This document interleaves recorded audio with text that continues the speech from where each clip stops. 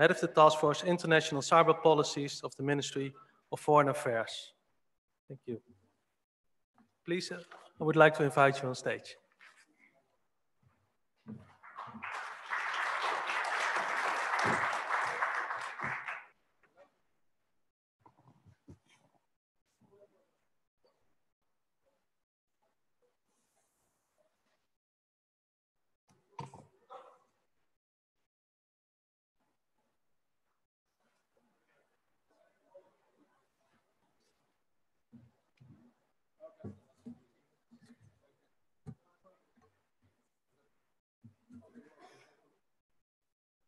Excellencies, distinguished delegates, ladies and gentlemen, a very warm welcome to all of you to New Delhi. New Delhi is a great place to be in, and November we are seeing a very bright and lovely day today. Wonderful beginning to this event, and also a good augur for the GCCS that we will be seeing in a couple of days. It's great to be here as a part of the Global Forum on Cyber Expertise. This is one of our most important curtain raiser events in the run-up to GCCS 2017. Many of you have come from all over the globe to participate in this. Thank you very much. It's clear that with your commitment, the global agenda on cyber capacity building and around the global good practices that have been carefully identified by the GFCE initiatives, we can achieve tremendous results. Since 2015, GFCE has provided a valuable platform to ensure that all nations can embrace a quickly expanding cyberspace. Within a very short period of 2 years, GFCE has worked hard to determine what kind of cyber capacity needs to be built, how expertise must be nurtured and shared, what action is needed to facilitate this goal. Not only countries, but international organizations and companies have come together to conceptualize global and regional capacity building initiatives to enhance cybersecurity, combat cybercrime, protect data, and promote e-governance. As the roadmap for GFCE indicated, GFCE is now ready with a global cyber capacity building agenda and identified several global good practices which have come out of the specific initiatives. During the deliberations which were held at the GFCE annual meeting, it was recognized that cyberspace is becoming an important point in the political agenda of almost all the countries. Building global cyber capacity will demand concerted efforts from various stakeholders, including the government, industry, and the academia. The government plays a very key role in formulating policies and enables the ecosystem where R&D and entrepreneurship are promoted and skill development in a very large way is facilitated. GFCE can play a very important role in terms of coordinating such activities. Cybersecurity has emerged to be the most active among the 4 themes of GFCE. It is now at the top of the international agenda, as we have seen high-profile breaches raising fears that cyber risk could endanger the global economy. With massive adoption of digitization, different initiatives like smart cities, the concern on cybersecurity has increased manifold. GFCE has emphasized the growing need to prioritize cyber capacity building at strategic and operational levels in cybersecurity. India being no exception to this, we are also concentrating on building capacities to keep our digital world safe and secure. The world of technology, of course, is evolving rapidly. Apart from the threats that are there in within the existing technologies, a number of new emerging technologies are taking shape and growing very rapidly. Blockchain, Internet of Things, machine learning, artificial intelligence, a very large growth of data analytics. All of that is happening at an ever-increasing pace. And cybersecurity must keep pace with all of these developments. Going digital can be quite disruptive as well. It can be very productive, but it can also be disruptive. It transforms how individuals interact with one another. And within the society, a number of domains, a number of processes feel the impact of emerging technologies and the growing reach of digital. New business models are emerging. The old ones will wither away as we see new models emerge. In doing so, we find a number of important policy challenges. The challenges transcend privacy, security, consumer policy, competition, innovation, jobs and skills, among many. The failure to address these issues could lead to economic inefficiencies, could lead to reactionary policies, could lead to a worsening of inequalities and a further erosion of the social fabric as well as slower growth. At the same time, the same technologies promise to give us a far, far more prosperous world and promise to be the route for participation of everyone in the benefits that are coming through the cyberspace. In India, we have prided ourselves on having a Digital India program. The vision for the Digital India program is to transform India into a digitally empowered society and a knowledge economy. And it combines with itself initiatives such as Make in India, Startup India, Skill India, digital payments, and making use of the large databases that are getting created to take services conveniently to each and every citizen of the country. In a recent reform, India has also embraced a common goods and services tax, which has created a common national market. And all of this is enabled through very deep and effective use of digital technologies. What we see with these is massive inroads that digital technologies are making on top of a large identity database that has been created by the country.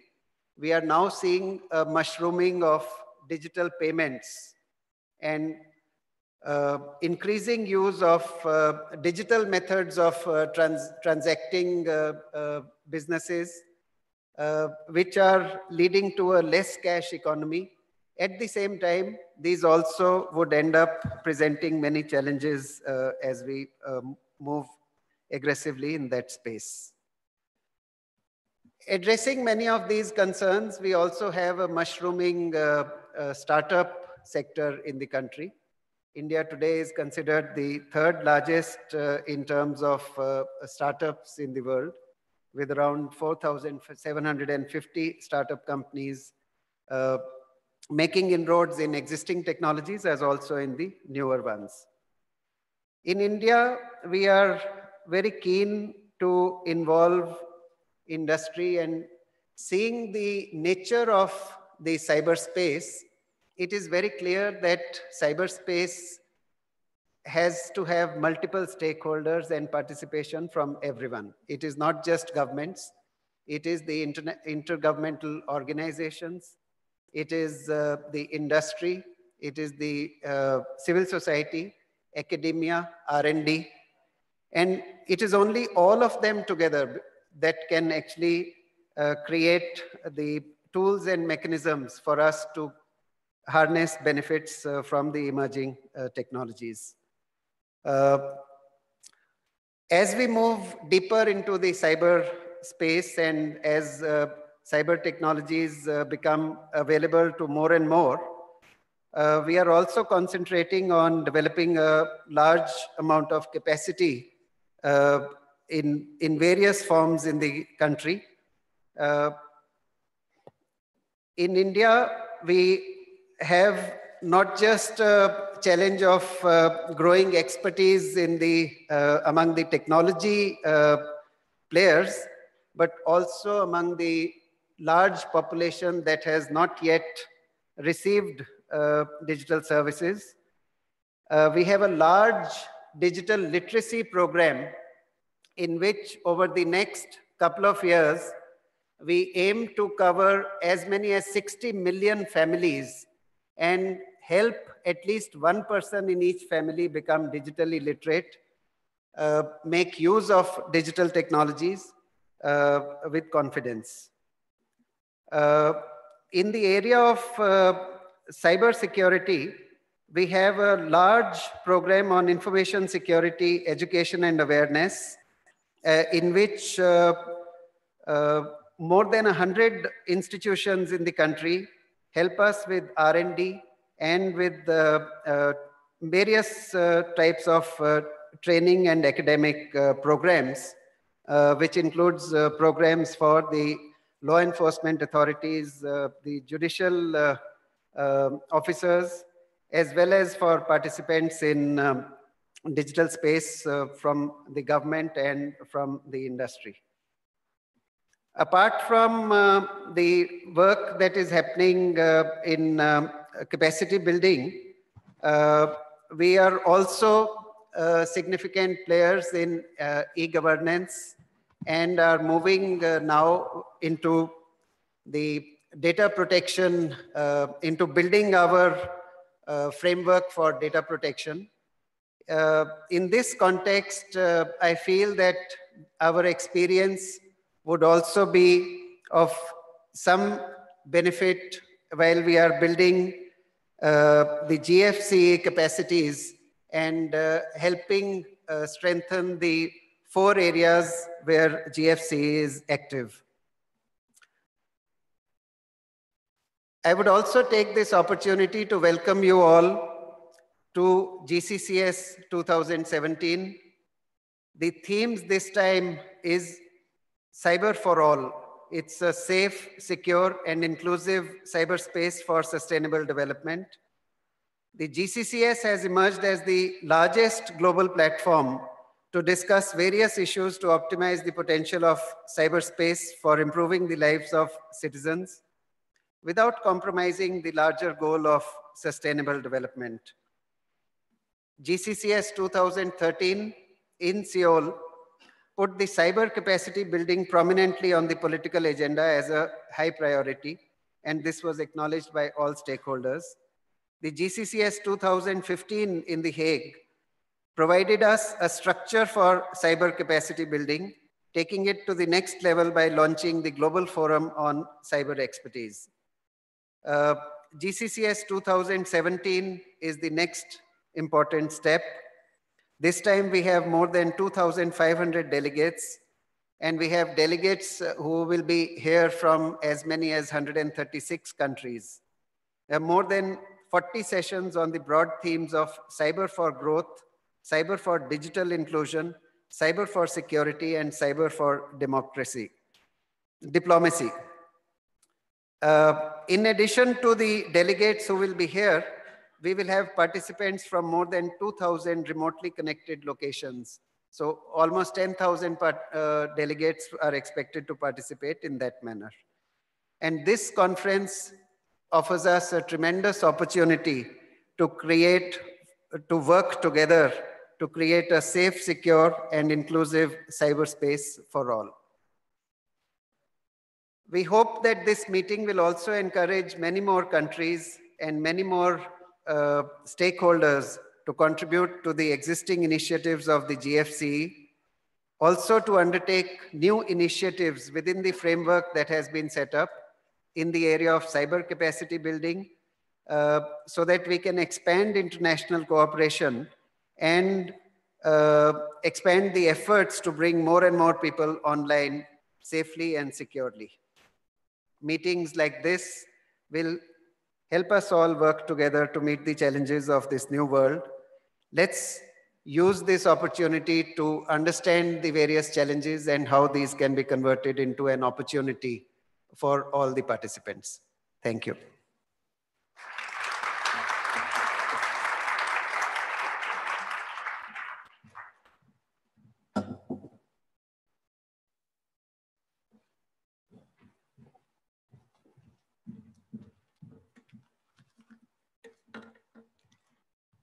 Ladies and gentlemen, esteemed colleagues, I'm delighted to be here today sharing this platform, this stage with Mr. Ajay Sahani.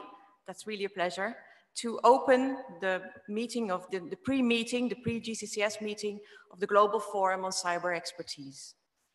To some extent, and although this is my first time in Delhi ever, this feels a bit like homecoming. In 1798, my great-great-great-grandfather, or perhaps another great had to be added, was born in, nowadays is Mumbai. So I have my Indian roots here, and I'm definitely even more happy to be here today. It is a privilege to welcome such wealth of experience and knowledge on cyber capacity building from all over the world to Delhi.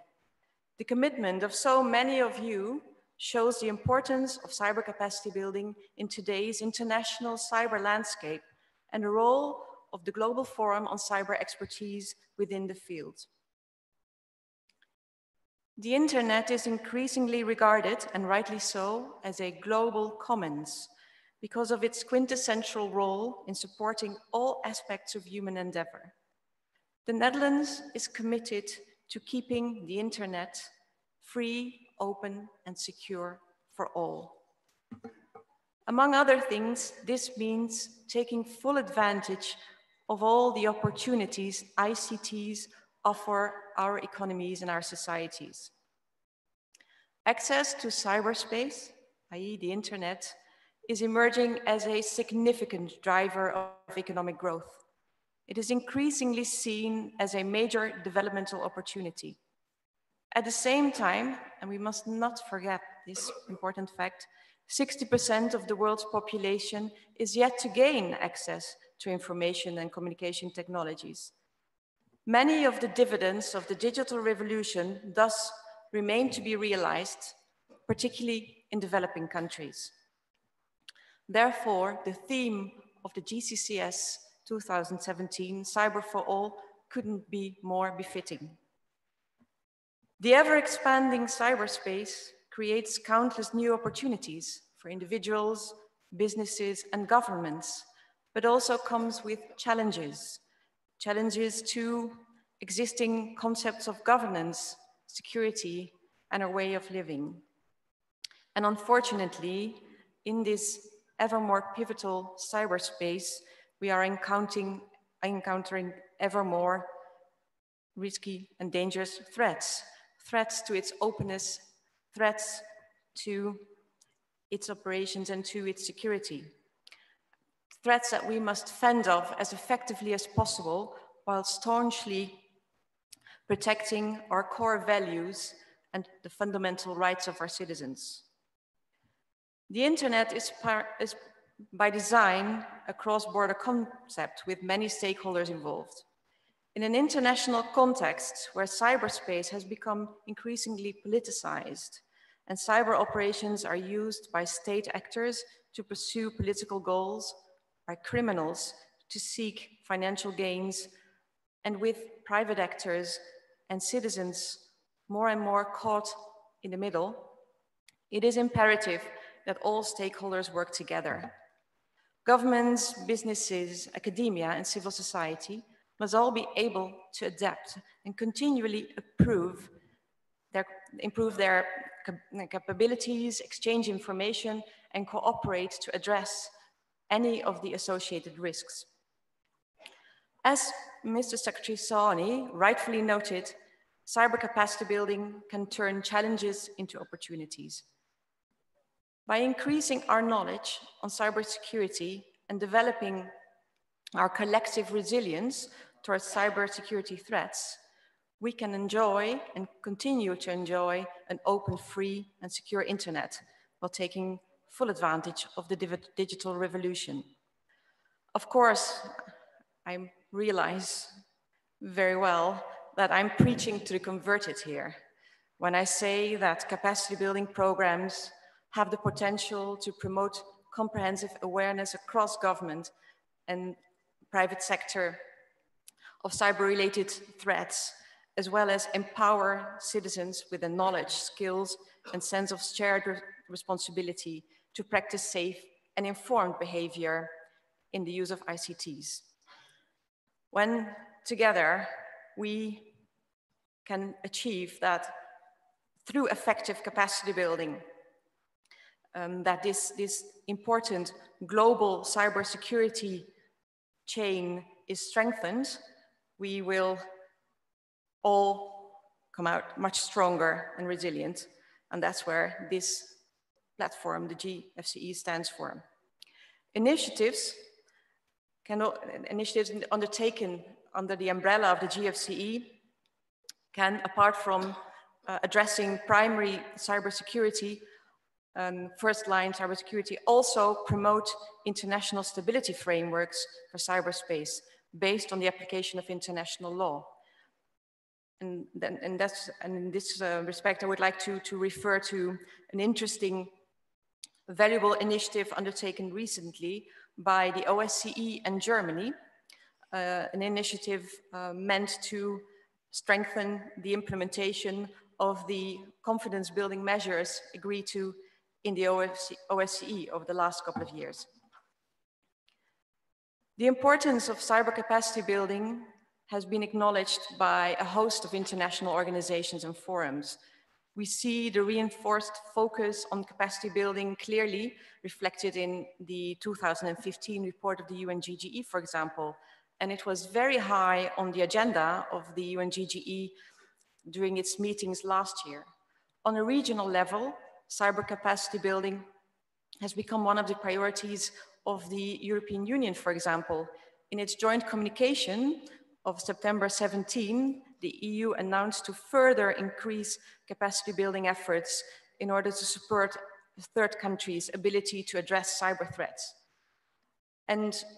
But apart from this example, there are many, many more valuable initiatives undertaken, for example, by the Organization of American States, by the African Union, and by ASEAN. So there is a momentum for capacity building also on a regional level. Over the past 2 years, the Global Forum on Cyber Expertise has gradually developed into playing a central role in bringing people involved in capacity building worldwide together. To keep up with developments, with technical developments, and with developments in the threat picture and in developments in the field as such, however, we have to continue to improve ourselves as a community. We need to invest in better coordination of our efforts, and as well as trying to and at the same time maintain the overall picture of what's going on worldwide in the area of capacity building. For the sake of bringing cyber capacities to a higher level, nations, organizations, and other global communities need to act more coherently and more consistently. The Global Forum on Cyber Expertise recognizes the urgency to strengthen its efforts and to strengthen its contribution to the international cooperation. And it definitely acknowledges that one of the key issues where we can strengthen our efforts is the area of coordination in order to ensure that our collective efforts are mutually reinforcing and complement each other in the best way possible. So where do we stand today with the GFCE? The GFCE has taken the initiative over the last couple of months as a community to develop an ambitious project, a project that is called the Global Agenda on Cyber Capacity Building. This global agenda identifies priorities for capacity building derived from best practices and lessons already identified by the GFCE, but also elsewhere by development, security, and technical communities. And this agenda aims to be our guidance, our guidesman for the next couple of years. And besides drawing up this global agenda, which we hope to endorse during our meetings here in Delhi, we have created or compiled a guide of global good practices with successful policies, practices, ideas developed within this GFCE community over the last 2 years since we came into existence. That exercise has a two-pronged function. On the one hand, the good practices within the GFCE served as the foundation on which the global agenda, which we hope to endorse, could be built. And on the other hand, the identified practices will provide practical guidance when implementing the global agenda in the years to come.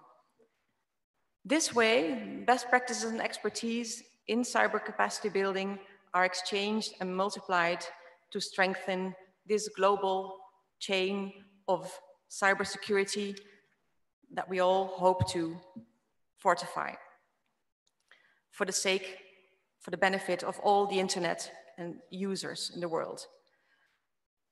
During the GCCS this week, the co-chairs of the GFCE will present the Delhi Communiqué as well, the Delhi Communiqué on the global agenda for cyber capacity building.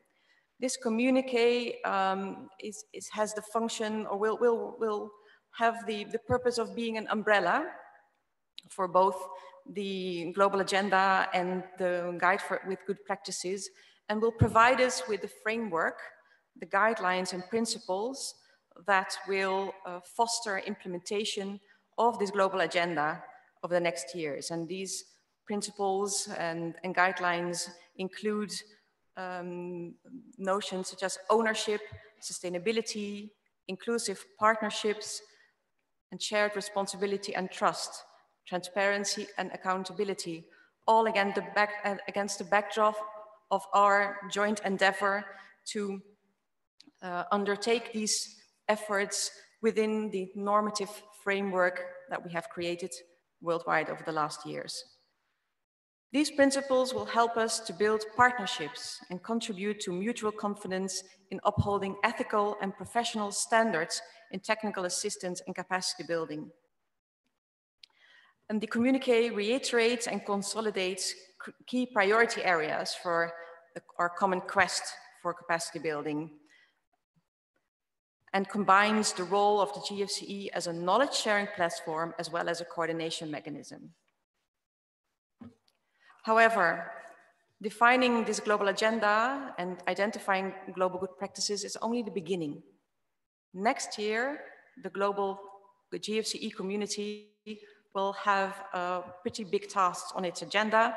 It will have to take concrete steps to implement this global agenda and to indeed spread the use of these good practices. Implementing the global agenda and using the good practices will help us to harmonize efforts worldwide in the area of capacity building. And it will hopefully create better understanding of causes, impacts, and threats in cyberspace, as well as in the best ways to mitigate the threats and improve our possibilities to benefit from all the opportunities the internet gives us. And in doing so, we will be able to contribute to reducing global imbalances in resources, knowledge, and expertise, in bridging this digital divide that we should definitely try to overcome. And ladies and gentlemen, I hope that this will be a solid contribution to a sustainable, open, free, and secure internet.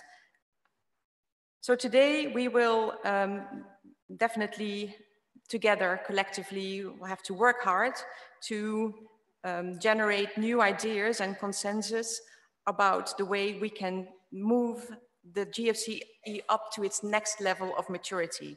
I count on you, regardless of the level of maturity in the cyber field you're working in, to actively share in the discussions, to share your ideas and opinion with us in a frank manner, because that will be of great help to realizing a really fruitful meeting. And I thank you all, and I wish you a lot of success in your work today.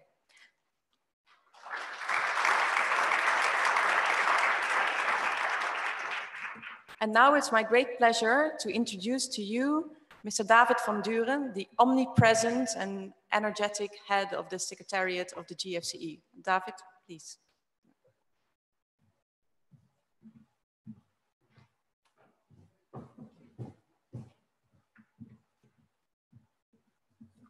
Okay, well, ladies and gentlemen, I would like to give you a brief update on the global agenda. It was on cyber capacity building. It was mentioned before.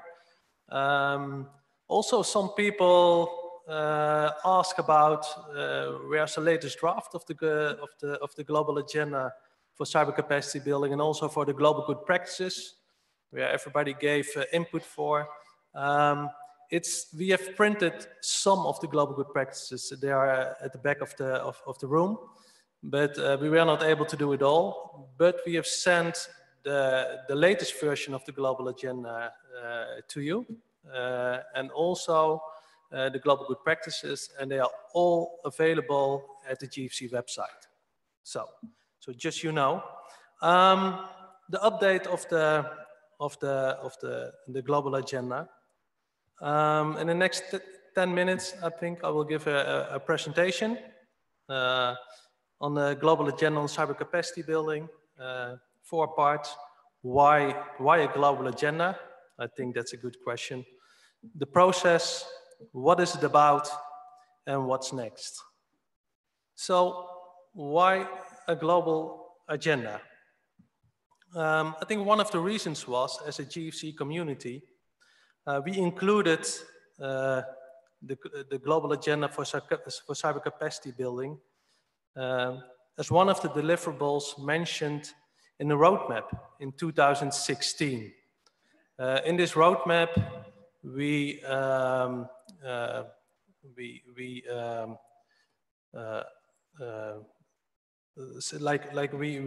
made clear that we would have 2 deliverables. That would be the global agenda and the global good practices.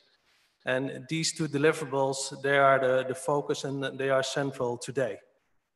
Why a global agenda? The global agenda itself, maybe I have to say that it's an instrument and it's not a goal in itself. And it's just like, you probably know that in your, you probably know the process of a national cybersecurity strategy. The process itself is just as important as the outcome, and this is an instrument. So what does this agenda bring us? We hope this agenda will help us to strengthen international cooperation, because let's be clear, the core of the GFC is being an international cooperation platform. The second thing is to develop a more common focus within the GFC. And I think there were a lot of members for the recent 2 years have asked, what can we do to have more focus within GFC? And this is one instrument for it. And the third thing is to make more efficient use of available resources. As the GFC is about cyber capacity building, we all know that resources are scarce. So hopefully, to have more focus with each other, we can find each other and make more efficient use of available resources we have. The next slide, it's about the road towards the global agenda for cyber capacity building. Like I said, it was announced in 2016 already, and we started this process 9 months ago in March. We started with some desk research. We analyzed like 72 strategies, national cybersecurity strategies, a lot of important international documents on cyber, and we came up with a first outline on what seemed to be important topics. So this was actually the first part. TNO, I don't know if they are here, yes, in front, Charda and Annemarie and Charda Krabbendam. They were asked in this whole process to facilitate. So you've been in touch with them many times. So we brought this first outcome of the desk research into our GFCE annual meeting in Brussels at the end of May to see what are the priorities. If we analyze all these strategies, what do the GFCE community thinks of? What's important? What are the important topics for cyber capacity building?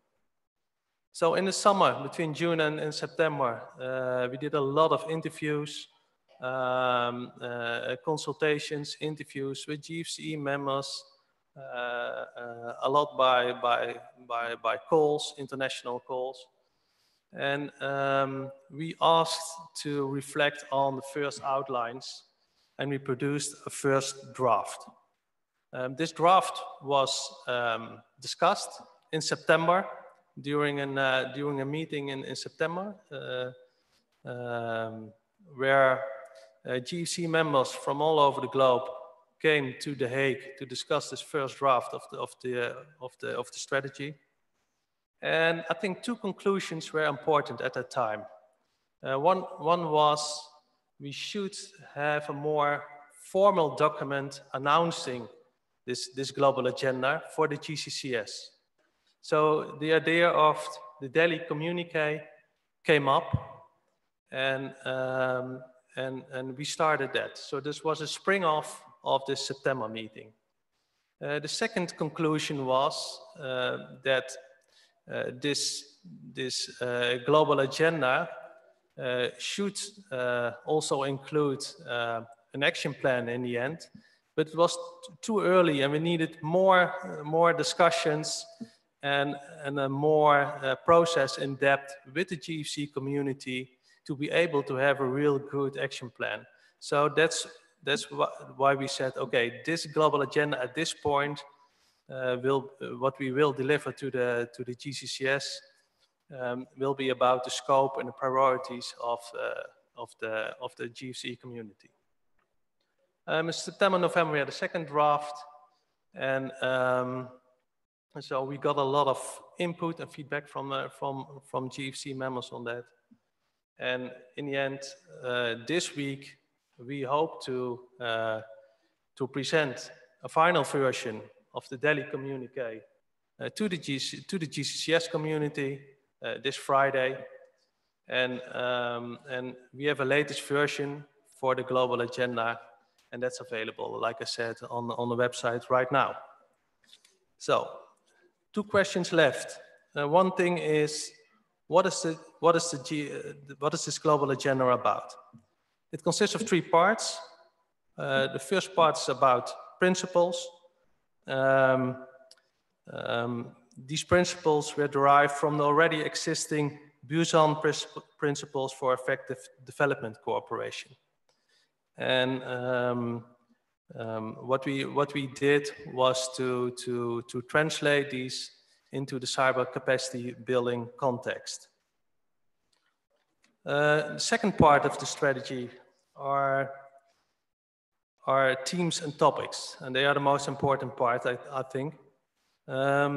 What we after these consultations, we had 5 general themes as core of this global agenda on cyber capacity building, and probably these themes are recognized because they also overlap with already existing frameworks like exist around the globe.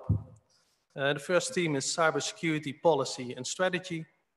The second theme is incident management and infrastructure protection. The third is cybercrime. Fourth is cybersecurity culture and skills, and cybersecurity standards. And these themes are comprehensive. You see them also in existing frameworks, in national strategies, etc. And the third part of the global agenda, and I think that's an important one, is an annex with good practices that we will discuss later today. Okay, and now for the next steps. The global agenda for cyber capacity building, I think, sets the priorities for the GFCE community on cyber capacity building. But like I mentioned, it doesn't contain an action plan yet. And after the GFCE community will start drafting an action plan for the implementation of the global agenda.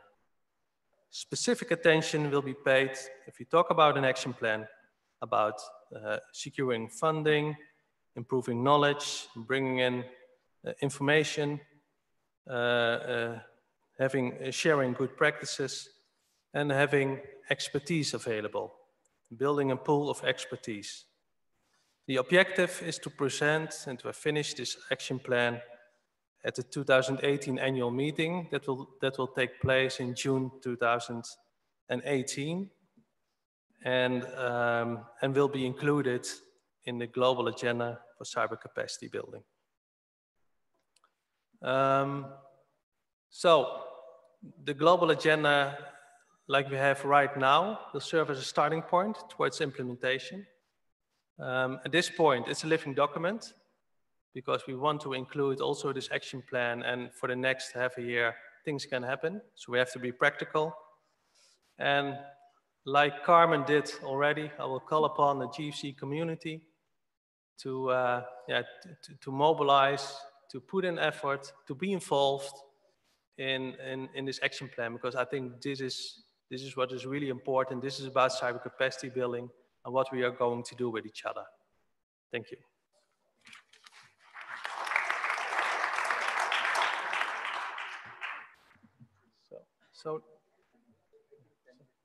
So now I would like to introduce the panel to the stage.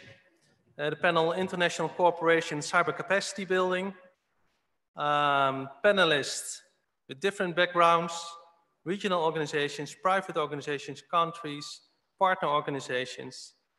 I would like to invite to the stage the moderator, Mrs. Carrie-Ann Barrett. She's from the Organization of American States. And I would like to invite the panelists, Mr. William Saito from Japan, Mrs. Kaya Siklic from Microsoft, Mr. Silviano Schlickman from Interpol, Mr. Tobias Viking from Australia, Mr. Patrick Pavlek from the GFCE Advisory Board, and Ms. Kate Gitau from Kenya. The floor is yours. Thank you, David. Keep coming in.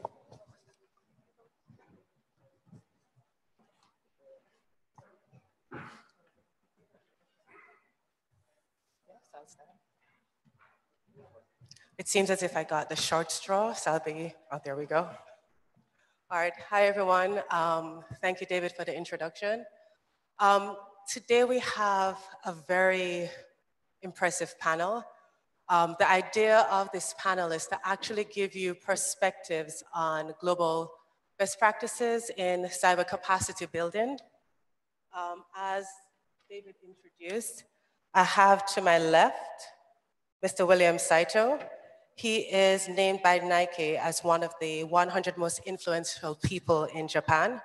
He began his software programming from the age of elementary school and started his own company while still in high school. By the time he was named Entrepreneur of the Year in 1998, and he's still recognized as one of the leading authorities in cybersecurity. We also have Ms. Kaya. Kaya is the Director of Government Cybersecurity Policy and Strategy of Microsoft. As part of the Government Security and Policy team, she focuses on driving strategic change both within Microsoft and externally to advance cybersecurity and resiliency. We have with us Ambassador Tobias Feiken from Australia. Dr. Feiken is Australia's inaugural Ambassador for Cyber Affairs. He leads Australia's whole of government international engagement to advance and protect Australia's national cybersecurity, foreign policy, economic and trade, and development interests in internet and cyberspace. We also have Mr. Silvino, who's from Interpol, who's a cyber forensic expert from the Brazilian Federal Police. He's also the head of the forensic laboratories, and he's been working at Interpol since 2014 as Interpol's cybercrime director. We have Patrick. Patrick works with the EU ISS. In his capacity, he maintains and develops relations with other Brussels-based institutions. In addition, he's charged with the cyber portfolio, leading the Institute's cyber-related projects and contributing to its outreach activities. Last but not least, we have Dr. Catherine. Catherine is, I think, renowned in her field. She serves as the government of Kenya as the ICT secretary in the State of Department of Broadcasting and Telecommunications. Since 2014, she's been a very active member of the UNGGE in the field of security in the context of information and technology. In this context, she has presented various papers at meetings in the domain of cybersecurity and diplomacy. Ladies and gentlemen, we're hoping that this panel would actually open your appetite towards what the GFC is trying to achieve. We'll be asking each of our panelists to give us just a brief 5-minute overview as to what they believe from their various regions and organizations as to best practice in cyber capacity building, what they saw as probably challenges, and also to tell us some of the lessons learned from those practices that they've identified. I'll probably just start in order. I will start with Mr. Saito. Okay. Thank you very much. Good afternoon, everybody. It's an honor to speak here. And as the first speaker, I want to be a bit thinking outside the box and scene set here, since we have a lot of panelists, and really describe what capacity building is in my viewpoint. As I was introduced, I've been doing cybersecurity for quite a while here, and I've seen several evolutions of this. And just even 5 years ago, the word cyber was not even popular, and now I think it's a bit too hot. And to ground things a little bit, I think instead of leaving you all scribbling furiously in writing a list of things to do and so on, I think it's probably more important to understand why we're in the state we are and why we should be doing the things we're doing. And let me start by saying that cybersecurity can be very, very complicated, but in another way of looking at it, it's very simple, that cybersecurity, or security for that matter, is a balance of 3 things. First, we want to be secure. We have to do it in some sort of budget. There's a cost involved. We don't have unlimited budgets. And the third thing that we often forget that we don't put into the balance of this is that cybersecurity is all about usability, because at the end of the day, humans are involved. And a lot of people forget this and how we balance this out. And so let me touch upon those 3 points as my 5 minutes. First of all, I think cost is not just the cost of human labor or buying a firewall or doing this or doing that. I think what we are now in today is the world where security has to be put in by design, that it has to be by default, that as a total cost of a system, to protect the system initially versus to clean up after the effects. Some studies have shown that it is 100 times more expensive to clean up after a breach or vulnerability. And so we are now definitely in a mandatory area of security by design, where we have people proficient in designing systems where security is put in at the ground level. And so this is going to be a capacity building here of people understanding why this is necessary to a system. Along this, I think that the second pillar, security, and why we're doing this and why we want to be secure. The other thing here in security is what a lot of people underestimate. And at the end of the day, security, frankly, is all about communication and the ability to communicate that quickly. That the problem we have today, often enough, is that we handle cyber and cybersecurity in traditional means where we try to hide it, we try to fix it, we try to cover it up, we try to pretend it doesn't exist. But I think for capacity building in general, we need to change the mindset of letting people understand that to communicate things faster is probably more important than anything here, really, at the end of the day. And having said that, it's just not being able to communicate, but communicating proficiently. Because what I see, especially from where I come in the Asian part of the world, and it might be true for many other parts of the world as well, but especially in the Asian culture, is the educational system tends to split the sciences and the humanities. And often cybersecurity or IT is seen as a science thing. And you take this to upper management, or you take this to a politician, or you take this to a bureaucrat, and it tends to be pigeonholed into a science thing, when in fact, I think that it's important that cybersecurity now emphasizes other things, not the mathematics of it all, not the computer science of it all necessarily, but it's things like psychology, economy, political science, user interface, legal. And these things tend to be traditionally in many, many cultures, a very humanity origin things. And when you have this artificial divide between computer science and these humanities, it creates a communications mismatch where it's very hard to articulate the value, the importance, and the priority of some of these issues to the people who really need to know, people who run organizations, who are on top of governments and so on. So it's really this issue here where communications tends to be the crux of the matter, that there are pools of talent, but it's how you get these people to work together. The other issue here that I want to switch to is the third point about usability, that cybersecurity is often seen as a defensive thing. We come to these kind of conferences and it's always about the bad guys, the bad actors, where we're patching things, we're defending ourselves and so on. But what I also want to argue, and what I'm doing in my government as well, is that cybersecurity also has a flip side to this, that it is an enabler, that it's a differentiator, it's a competitive advantage, it's something that you could actually get ahead. So instead of just arguing the defensive posture and getting to zero, it's also very important as a society that cybersecurity enables and allows you to do things like take advantage of ICT at a very basic benefit, but to get ahead and be more competitive.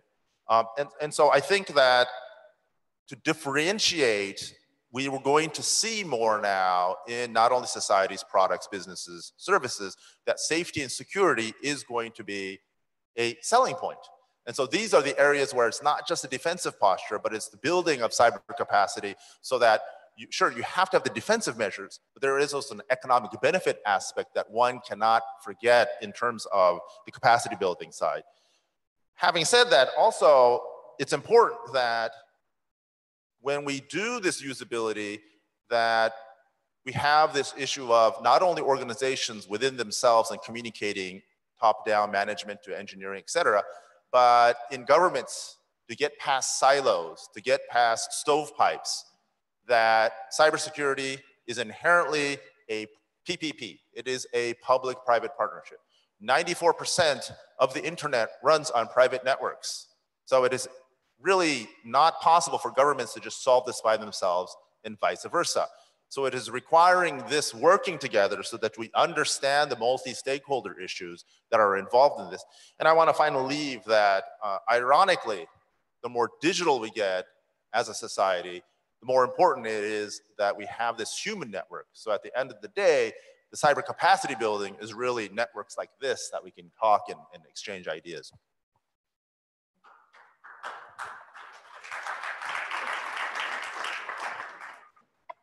Thank you.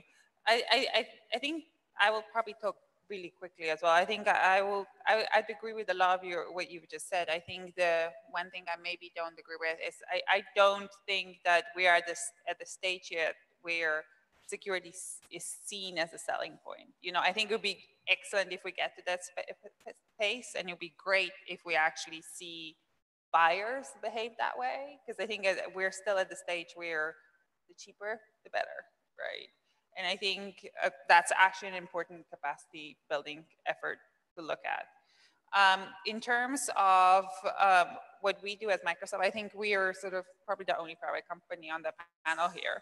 But and sort of, so we don't have a necessarily unique regional organizational perspective, but sort of work, I think, with the majority of regions here in capacity building efforts. And we do it at different levels, a little bit like William talked about. We do it at a policy level, where we work with governments, with organizations to basically share what we learned from working with other governments and organizations as they adapted policies.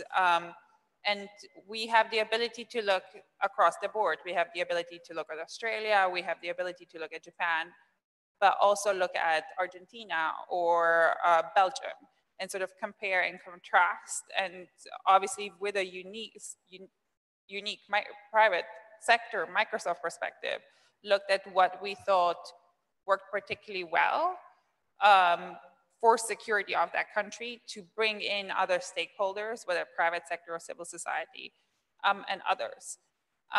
We also work on a pure sort of safety level. I think the thing that people often forget is or don't realize necessarily, is the problem with security really is the people at the moment, I think, and that's not something that you can ever address. With sort of from our networks, what we're seeing is that 80% of attacks that are successful are because someone clicked on a phishing email. And and in any organization that will happen. It will happen in ours, you know, it will happen in yours. It's the question of awareness raising and the question of getting people to understand what secure behaviors are. We are also increasingly doing more concrete technical trainings, capacity building.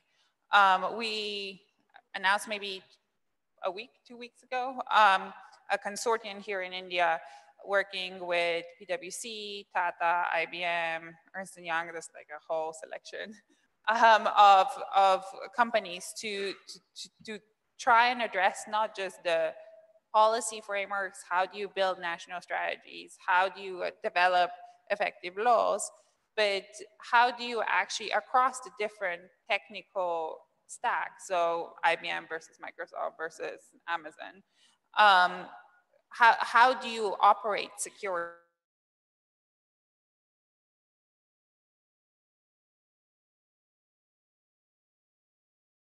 on safe identity policies, network security, end-to-end security, the latest sort of technologies in cloud, Internet of Things, and so on. And hopefully that's sort of one of the first ones. So I'm like, oh, there's no lessons learned. But, you know, hopefully there's something that we can adapt and sort of go forward in other regions as well. Finally, I think I wanted to also talk about how we work and sort of try and influence also the offensive side of sort of the world we live in. You know, whether it's by providing customers with the tools to see what happens on their systems, having a dialogue on sort of what responsible behavior in cyberspace is. And I don't really think there's we do very, very unique things. I think there's lots of companies that are sort of playing the same space and are helpful and try to evolve the dialogue. I think what I would probably argue would be the sort of the key takeaway is sort of the need for greater collaboration sort of across the private sector, across the public sector, and across the different regions. I think a little bit like, I think we talked in a couple of discussions earlier today, I think there's a lot going on. There's not necessarily, you know, even within our company, it's hard to coordinate. And it's even harder to coordinate across different groups. So understanding what the best practices are, highlighting them sort of as GFCE has done, and also try to coordinate them to ensure that there's the limited resources that we have, the limited funding that's available is being used successfully and efficiently, I think is something that we'd call for.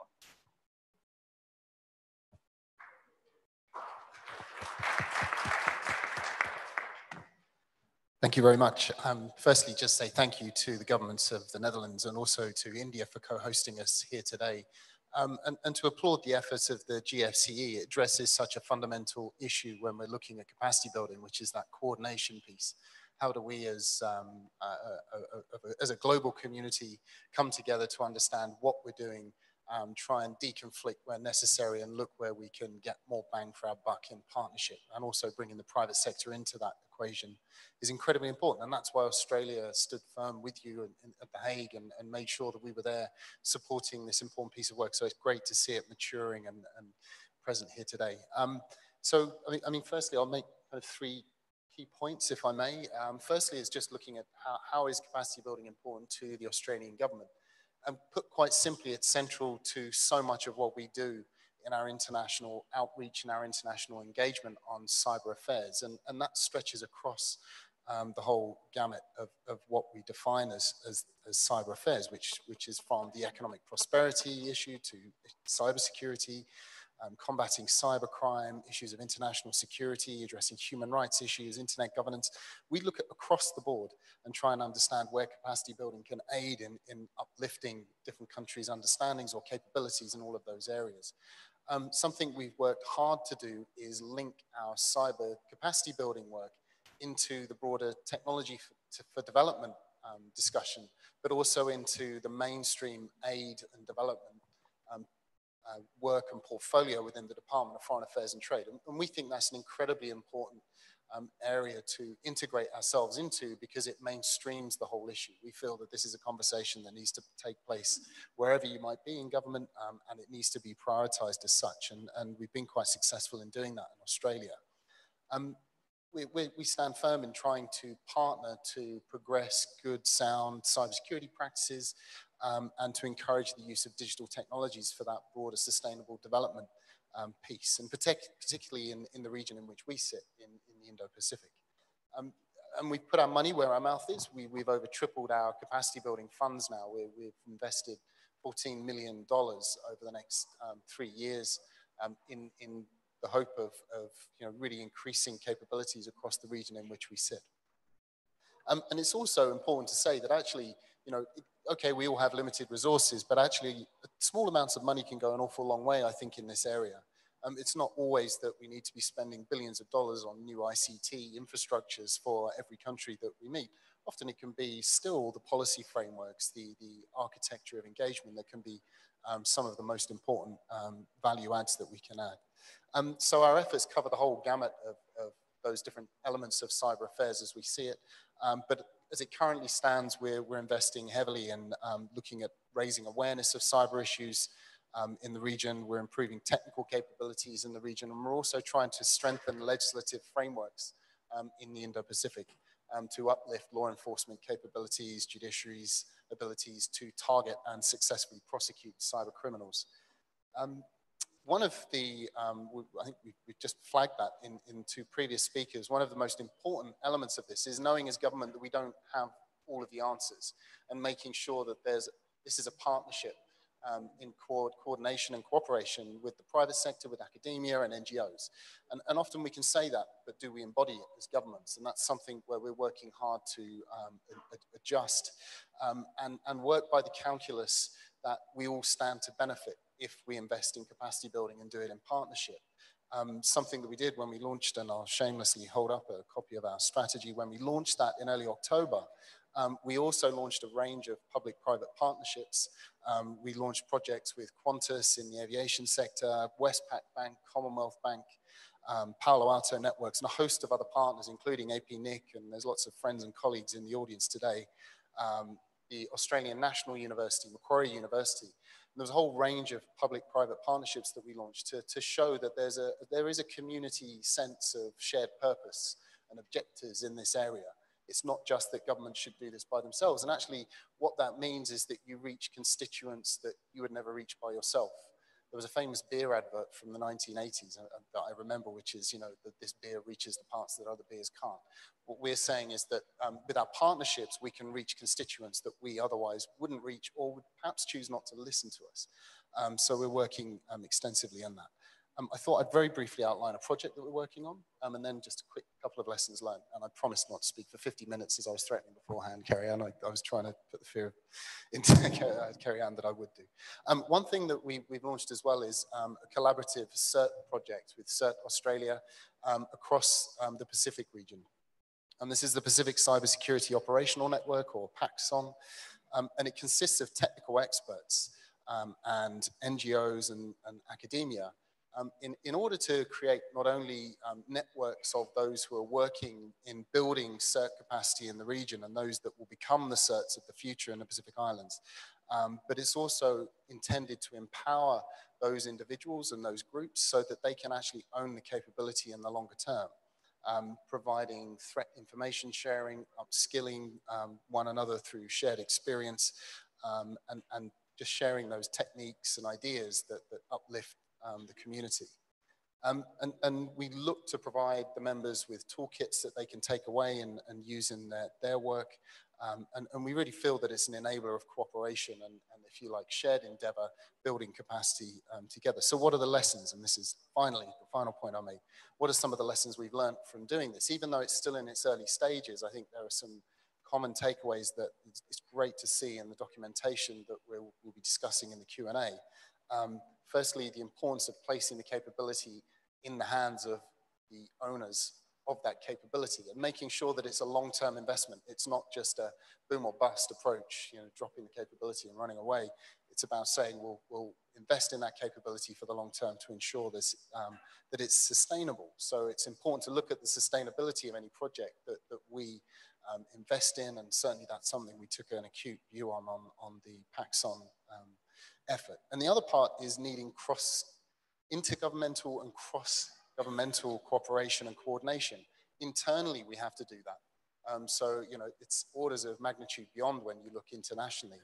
So every 3 months, we meet as a community inside the Australian government to make sure that that program of work is working properly and we're across each other's briefs. And I think the final part is just don't assume that we know everything. As governments, occasionally maybe we have a tendency to do so. Make sure you don't think that.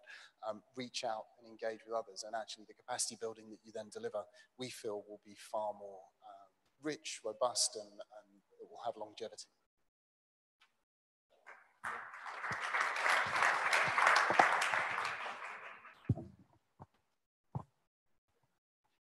Well, I would like to start also thanking the organization of this event.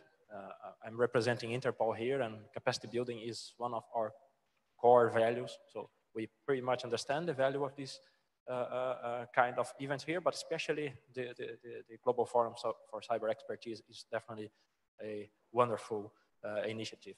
But giving a step back before talking about cyber, Interpol, being the largest police organization, has a very clear vision, which is connecting police for a safer world. And that doesn't mean to stretch a landline from here to the neighboring countries so police officers can talk to each other. Of course, this is part of it, but it's definitely not enough. So in many cases, they need to be able to talk at the same level. They need to understand the same issues so they can cooperate. Of course, this can be achieved only through capacity building. And there is another component of that, that is communication is just the first step. As soon as they can talk to each other, we expect them to be able to cooperate. We expect them to be able to share intelligence matters, to be able to conduct operations together. And this is something that we need to learn along the way, and we need to be able to provide to our members. So that being said, when we move it to a new area of Interpol, when we started to have a specific cyber team working specifically on the new trends and the more advanced topics of cyber, we stumbled upon a few points. One of these points is how do we intersect cybercrime with cybersecurity? Most of us are sometimes concerned only about putting our systems back if something bad happens. There's so much talked about cyber resilience, but not every time we are concerned about how do we make sure that all the evidence left by the criminals is preserved so the police can do its work.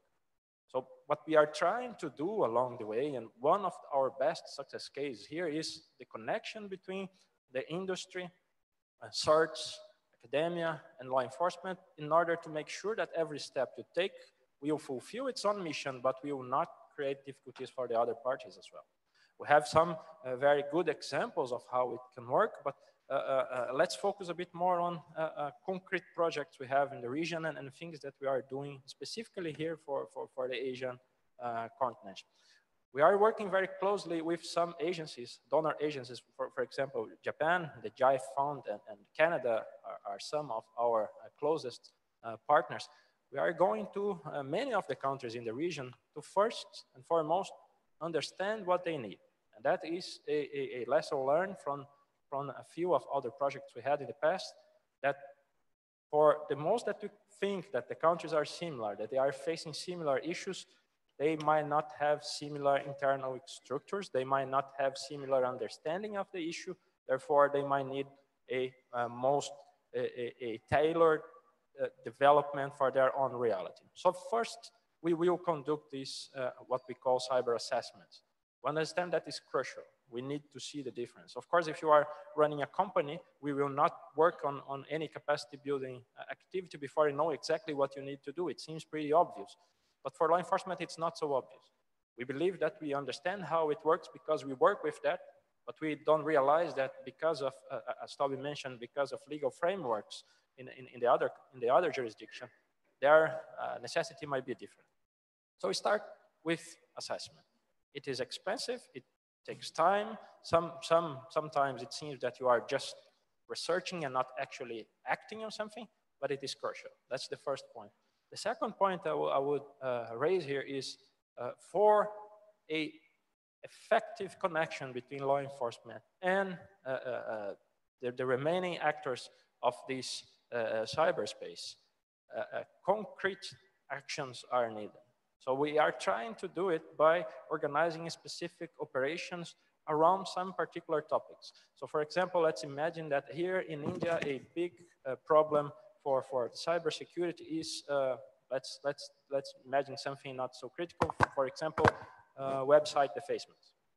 So let's go around this topic. Let's find the key players around that. Let's see who has to be involved in a complete investigation from end to end to analyze what is happening there, who is involved in it, which players have to be engaged in order to get to a final and good prosecution process.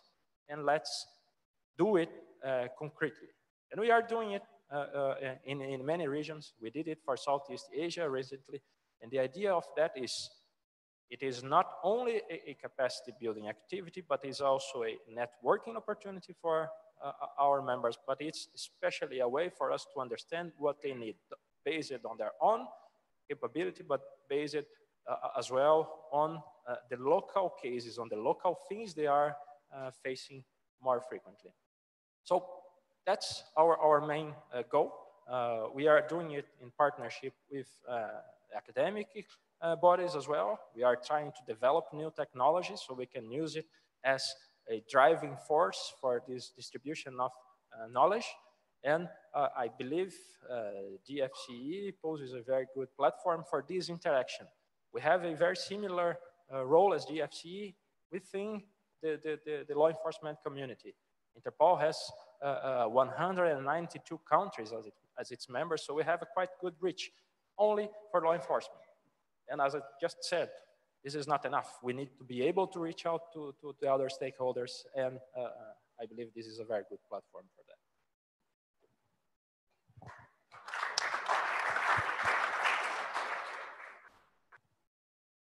Okay, let me start by adding that in addition to my institutional affiliation, I'm on this panel also as a member of the GFCE Advisory Board, and several of our members are in the room. However, I will not be making official remarks on behalf of the board, but rather maybe identify some of the recurrent themes that we have identified, or I have identified in our discussions over the past year and a half.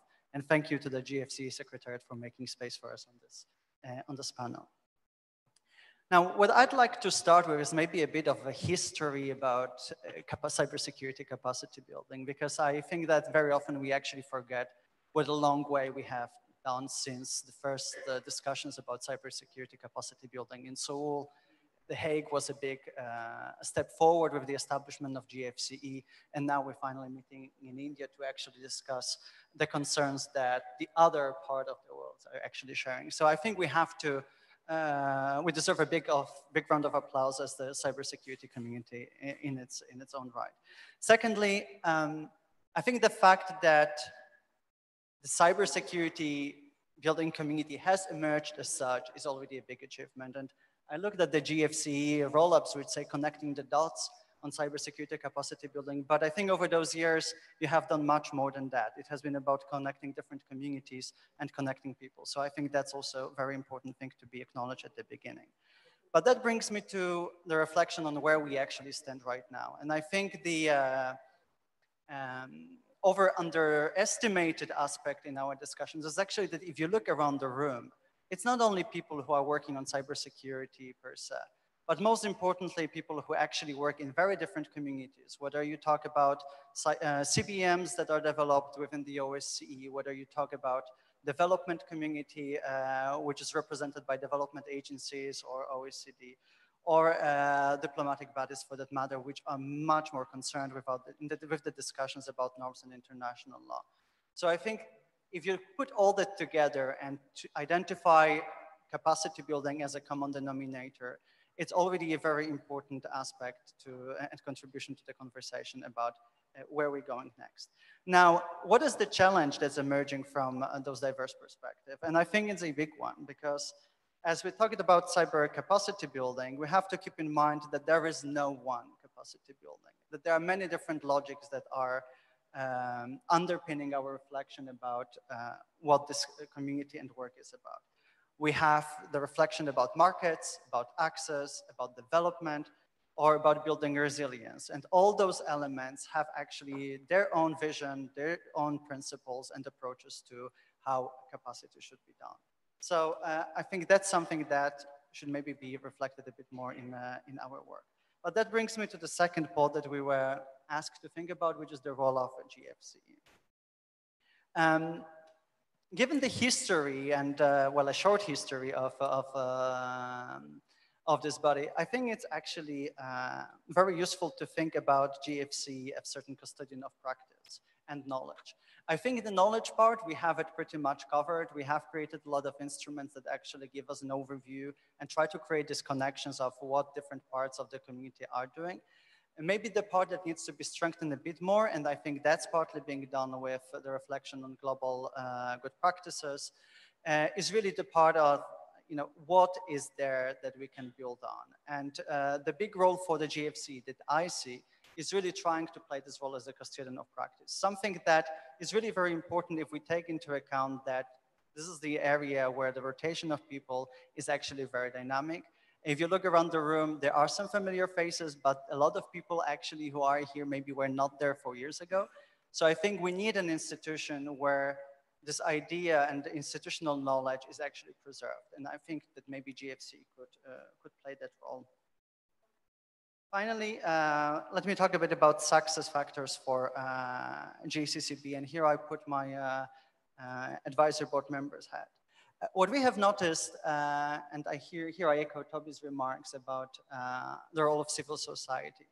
What we've noticed in the works of this community is very often reflection on the role of multi-stakeholder approach and the role of civil society. But very often we think it's actually paying a lip service to the community as such. So what we would like to acknowledge and maybe encourage everyone in this room to think about a bit more is how do we actually engage civil society a bit more. The public partner partnerships have been actually already mentioned, but we see that very often whenever we talk about stakeholders and their role in the process, it's very much limited to the governments and private sector as such. Whereas there is a big part that's being played by the civil society organizations, especially when we talk about rights-based approaches and the promotion of different values in the capacity building efforts. I also think that we need more clarity on the vision, and I think that the opening remarks by the two co-chairs were actually very enlightening, because what I've noticed is that we have a free, open, and secure internet being promoted by the Netherlands. But at the same time, we talk about safe, secure, and inclusive internet when we look at the government of India and its representation. And I think that's something to be reflected upon again. Are these two visions complementary? Are they conflicting? Where do we agree and where do we disagree? Because I think that once we look into specific principles and ideas that are behind of each of those visions, we might arrive at different conclusions and reach different points in our reflection about cybersecurity capacity building, which then have very concrete impact on the implementation processes. Finally, we were encouraged to share a bit our experiences with the capacity building projects, and my institution is not involved in the implementation of cybersecurity building initiatives as such. But what we try to do is look at it from the analytical perspective. And we are currently involved in the preparation of the operational guidelines for the European Commission for the implementation of capacity building projects. And that project, well, I think it's 4 months old now, has already given us a lot of interesting food for thought. First of all, we've noticed that there is extensive body of policy work being already done.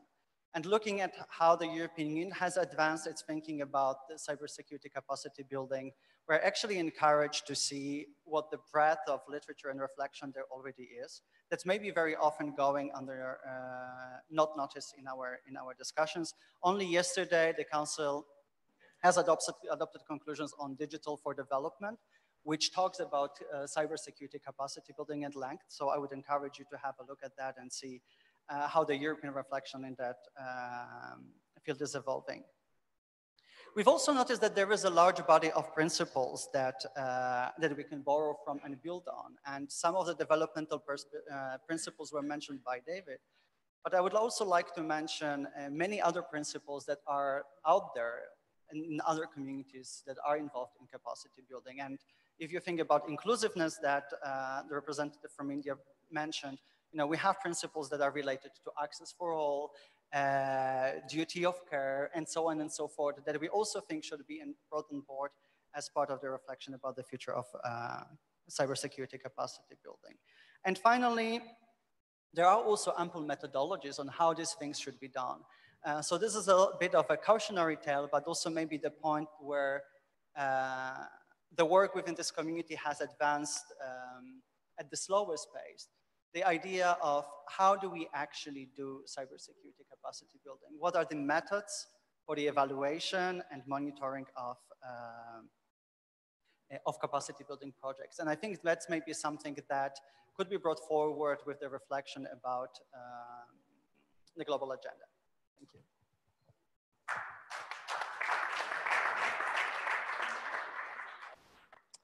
Good afternoon, everyone. It's always hard to be the last to speak because everything has already been said. But I'll first of all thank the GFCE and the Indian government for the kind invitation and very good organization. In terms of best practice, I think the fact that we're all here in this room is a best practice and a demonstration of international collaboration. In terms of what we've learned and the challenges, firstly, one lesson is the need to broaden our definition of what we mean by cybersecurity and cybersecurity capacity building. We've tended in the past to focus a lot on the technical aspects of protecting our infrastructure, protecting our systems, protecting our data. But increasingly in today's world, we see more of the social dimension I think the American president has made the issue fake news very much on the news. Teaching people how to assess the accuracy or the reality or truth or trustworthiness of information becomes just as important as teaching them how to use and protect their devices. In Kenya, we have an example of our child online protection program, which is a partnership between the private sector. I think companies like Microsoft and Google have been involved, our regulator, the Communications Authority, and UNICEF coming together in a very interesting way and actually visiting schools. And when they visit, they bring together the parents, the school administration, and the students to discuss issues of how children secure themselves. Then there's the issue of deepening our concept of cybersecurity. Well, cybersecurity is quickly becoming what in the 21st century, what witchcraft was in the 16th or 17th century. Everybody's afraid of it. Very few people understand it. And some people have felt its devastating impacts. I don't know whether this gathering is a holy inquisition, but I've realized that it's really important to create simple conceptual models that help society understand what this is, what's happening, what exactly is the risk, and how this work really to demystify cybersecurity. Now, one of the ways we've done this is again a partnership. I had the privilege of attending a conference in Nigeria where they use simple games using actors to demonstrate to the audience how a cybersecurity event proceeds. And this was so helpful that we actually invited them to Kenya and we did something similar. And we are currently exploring, I hope something we can do with GFCE also, how we can build games and exercises that help not just the technical community, but also society at large to demystify cybersecurity. The third issue is extending the reach of cybersecurity training. You may or may not know that Kenya has placed 1 million devices in the hands of 6-year-olds recently.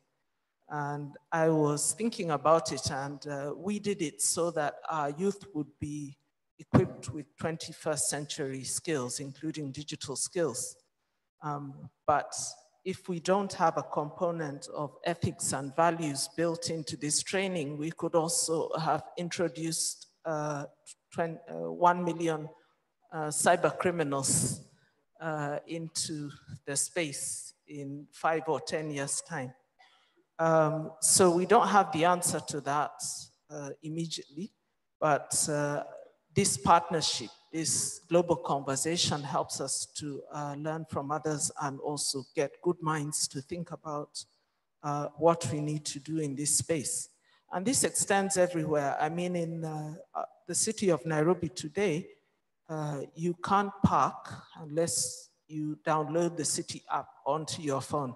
So regardless of how old you are, you certainly need some kind of skill, and you certainly need some way of protecting your device. So we need to extend cybersecurity capacity building into society, not only for the very young, but to everyone. And I'm very glad that society, culture, and skills is part of the GFCE agenda. And I'll be very glad to hear from anyone who has answers to some of the issues that I've raised. Thank you. Thank you. I was just given some room to breathe, so now I can relax a little bit more. We have a little bit more time for the panel. One interesting thing I think from the presentations that were made in terms of global best practices is that from a regional private sector, government, and even the law enforcement perspective, each of our speakers emphasized similar best practices, one of which was public-private partnership, emphasizing how important it is to actually have that. Another thing I think that was interesting coming out of all the presentations, and even Catherine ended with it, is the introduction of technology. Kaya mentioned it from the perspective of products being able to be developed and actually providing that. And Catherine spoke about it from the perspective of ensuring that our youth are introduced to technology at an early age to ensure that we can have some amount of future in terms of who's actually doing it.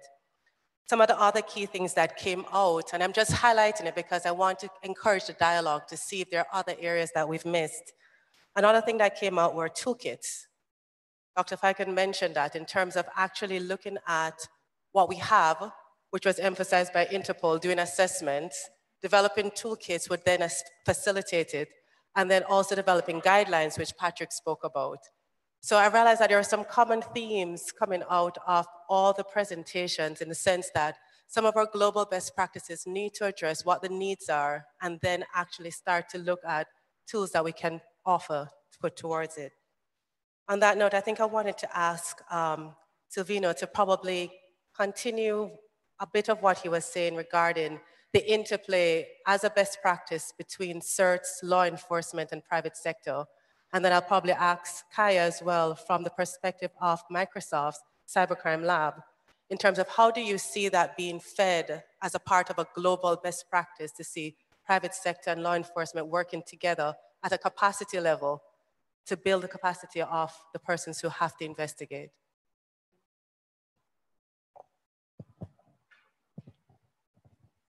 Thank you for the question. This is one of our main headaches nowadays, if I can use this expression. Let me resort to an example that everybody will understand. WannaCry.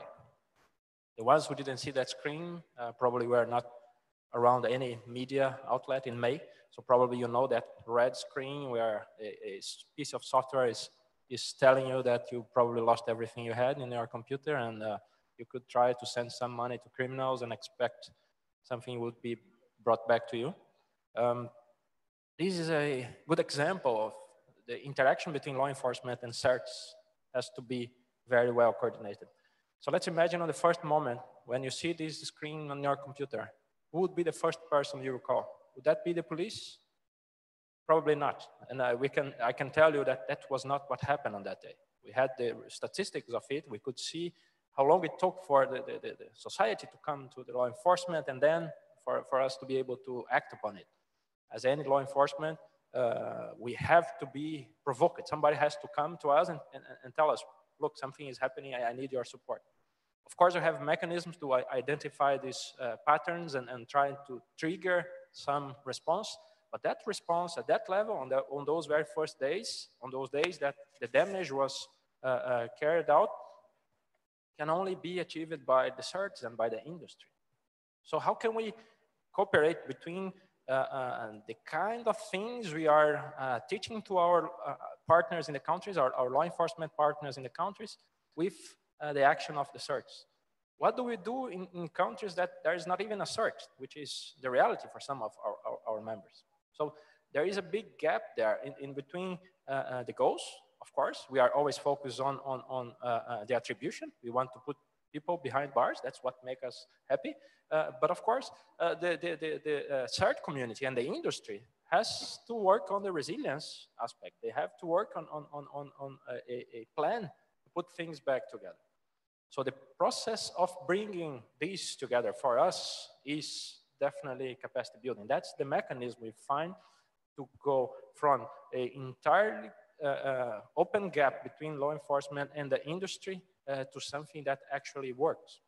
So let's imagine in a scenario that we saw not so long ago with the White Rabbit attack, very similar to what happened with WannaCry. Once more, the first action that could have been taken there was to, for example, on the first case, register a domain address, the famous kill switch, which stopped the spread of it. So was it effective at that point? In some regions, yes, in some not, because of the lack of training.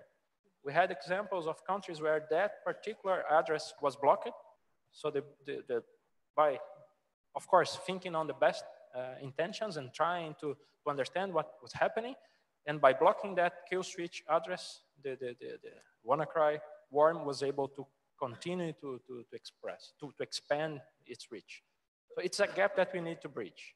And capacity building for us is a connection between law enforcement, proper sense, judiciary branch. Of course, the prosecution aspect of it is crucial, but mostly we need to jump from our very small world and be able to reach out to the CERT community and to be able to reach out to ISPs in a faster and more effective manner as well. So for us, it's a priority. Kaya?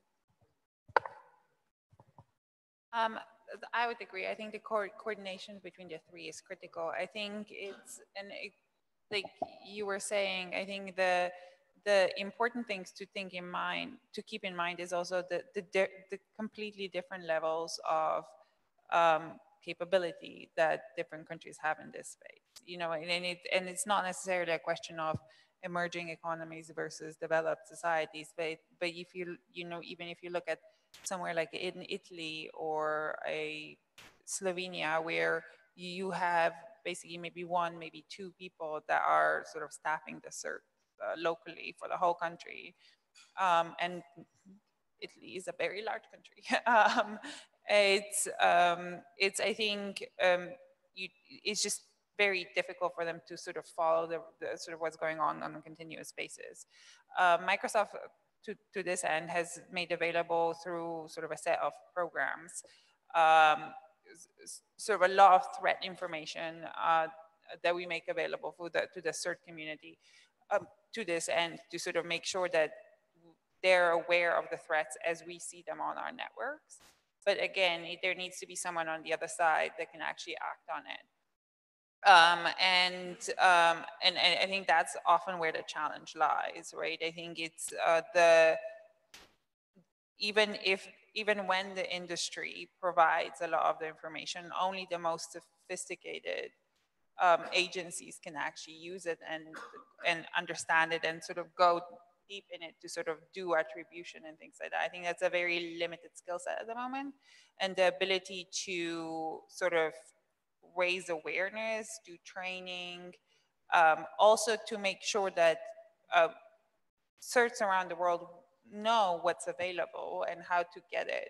I think it's important. I think the last thing I would say on this from our perspective is, because oftentimes, you share companies' proprietary information with them. That's also where the sort of sound legal frameworks come in. Whether it's copyright, whether it's IP, whether it's cybercrime laws, as sort of our lawyers would, if you don't have those in place, our lawyers would be like, no, we cannot share, right? So I think it kind of goes hand in hand. I think Patrick wanted to comment. Yeah, I have a quick comment on the way how you framed the question. I agree that public-private partnerships are an important element, and I think we all used to thinking about the relationships in cybersecurity in this way. But I would like to propose maybe actually moving beyond this two-track approach and including the civil society organizations in there as well. So for the absence of the lack of the better wording, call it public-private partnerships. And it's simply because you have one important dimension which is simply not covered by public-private partnerships. And to give you two examples, when we talk about rights of victims of cybercrime, it's not really covered by governments most of the time or by private sector. So you need consumers or consumer organizations or someone else who steps in order to ensure that those rights are actually protected. When we talk about the rights of criminals as well, let's not forget that these guys also have the right to due process. And that's something that needs to be taken into account as well.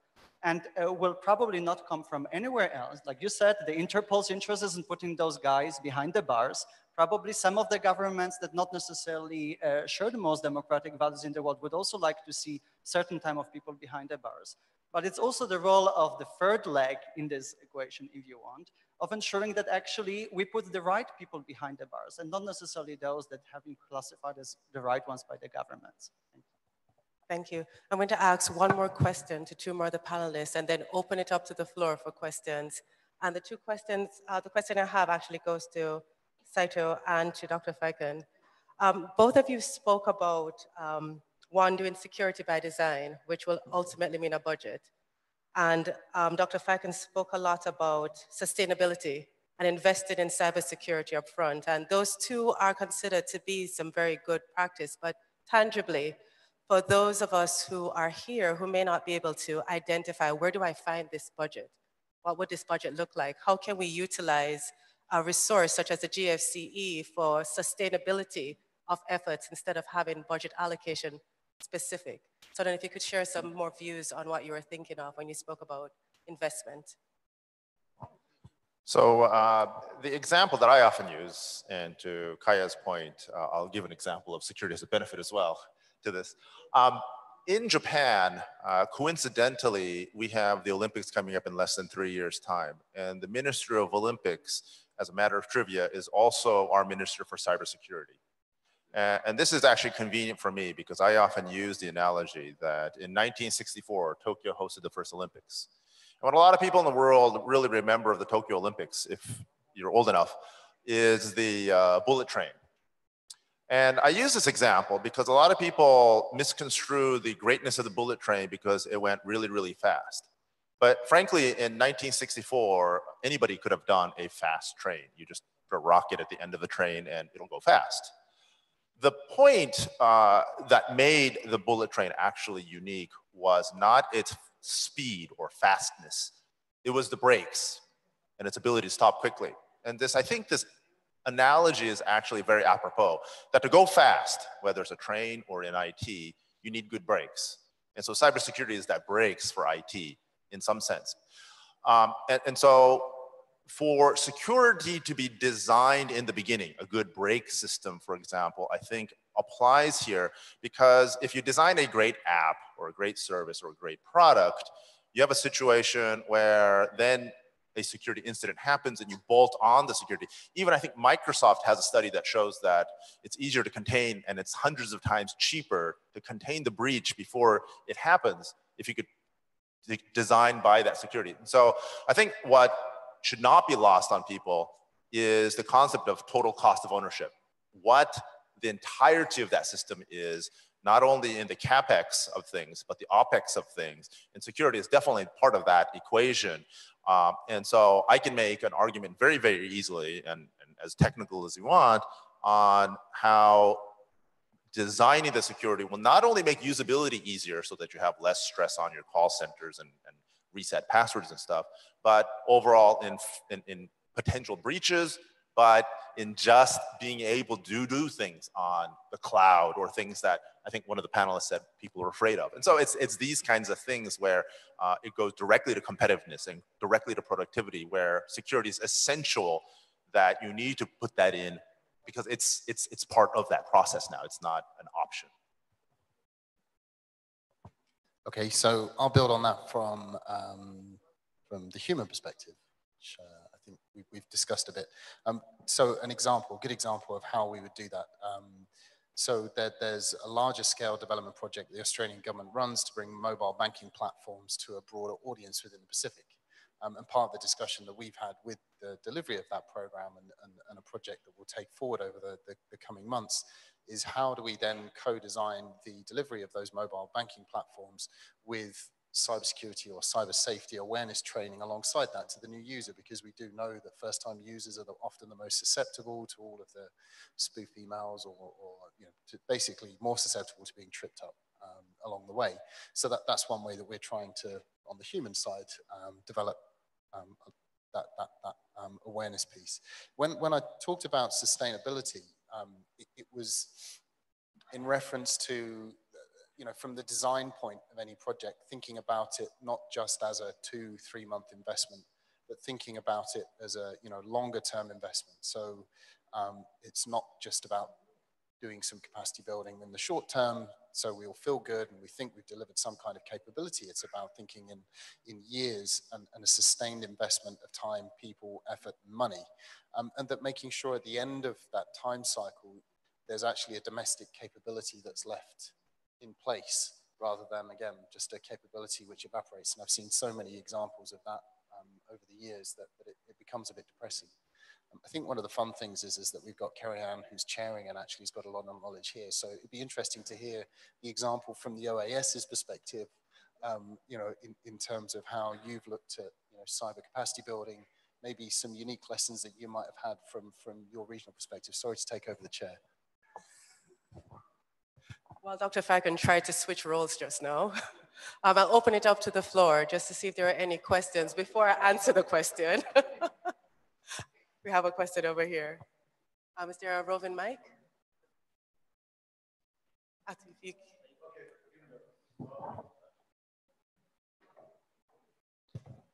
Thanks. Pawan Dugal, Chairman of the International Commission on Cybersecurity Law and President cyberlaws.net. My question to the panel.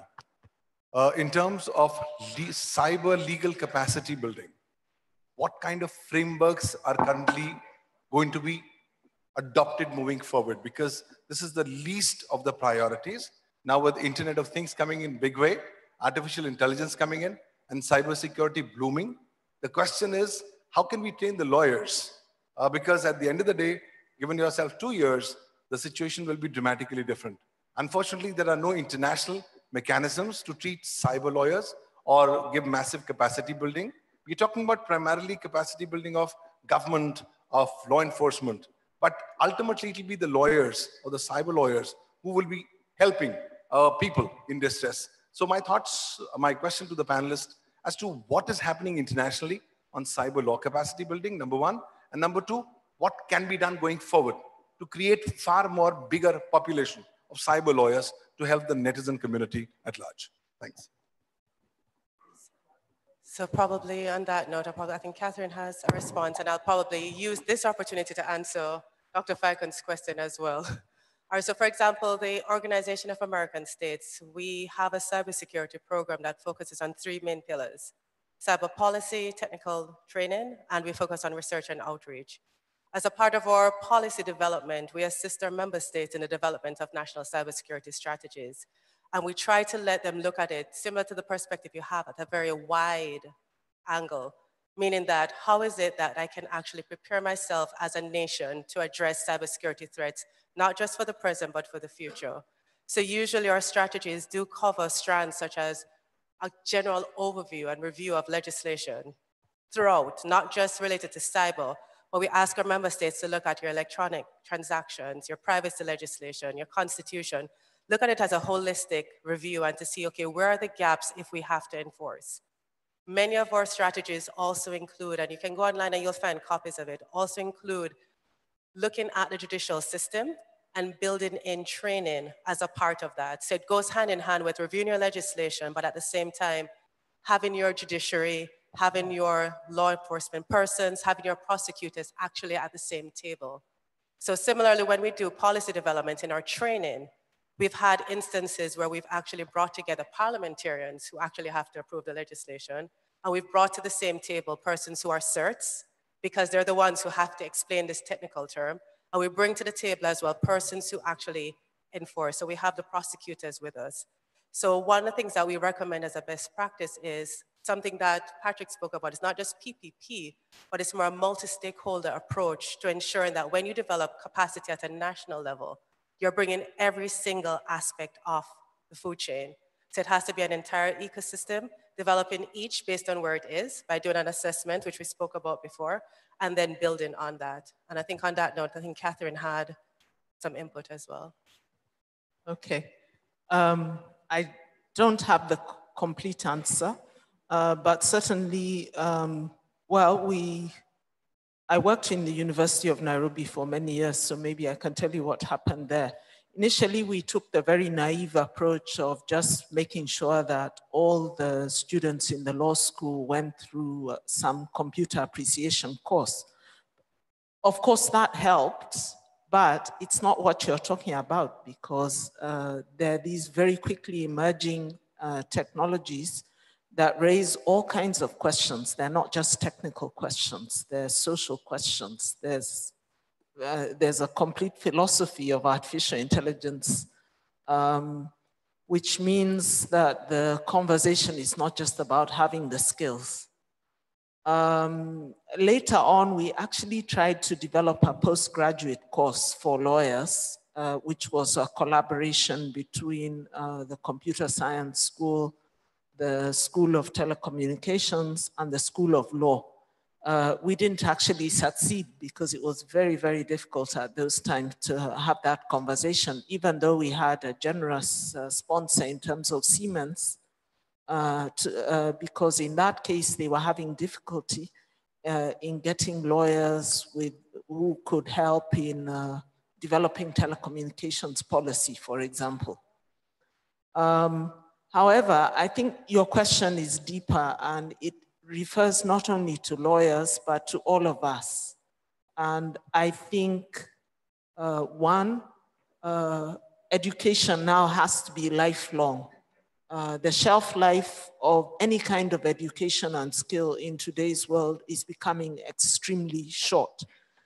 So the traditional education system that we had, you went to primary school, to high school, to university, and then the rest of your life, you're okay, is not really working in today's world. And of course, people are teaching themselves in Kenya using YouTube. You've heard of an athlete who came from not knowing what a javelin was to getting a gold medal, just training himself on YouTube. So really getting people interested, getting people able to evaluate where they are, and just equipping them with the skills through formal and informal methods, I think is the best method that we have in today's world. But I hope this conversation will continue and we will see exactly how to do it. And I agree, we have the Kenya School of Law, we have the Judicial Training Institute, and we have tried to get a leg in the door in those institutions to help. And one more thing I'll say is that in Kenya, our constitution requires us to have a multi-stakeholder approach to everything. So we have been working together with our Law Reform Commission and the judiciary, the prosecutors. Sometimes it's very difficult, but we have to be together to talk about any policy, including ICT. Yeah, so really small, quick plug, but it's what you described is a very tough problem that I just experienced. I just spent the last 2 days as part of a commissioner for something called the Global Commission on the Stability of Cyberspace. And I half jokingly was one of the few non-lawyers in the room. And let me tell you, to even define the words so that we all talk on the same page is a challenge. But I really encourage people to, again, Global Commission on the Stability of Cyberspace, in talking about norms and how these issues really are not only multi-stakeholder, but they cut across many boundaries, and that even getting the words themselves in sync is a challenge that there are groups here that are working on this. We have one question in the row right there. Anyone else have any questions after this? Hello, I'm Gauss. I'm from FIRST. So I do have a question for Saito-san, but... Gauss, could you probably share with everyone what FIRST is? Yes, indeed I will. It's important to know. Thank you. And before asking question to Saito-san, I would just like to say thank you very much on behalf of CSIRT, because FIRST stands for Forum of Incident and Security Response Teams. So we are the guys that were being mentioned who are jumping up and down and trying to solve the bad stuff that is happening. So thank you very much. Now the question for Saito-san, would you like to expand when you were saying to design products with security in mind from the beginning, and then you are describing some things. Does that also encompasses creating capabilities within those manufacturers, within those vendors to support those products, or have you been thinking only about products as such? To what extent you were thinking about design and producing secure products when you're talking about it?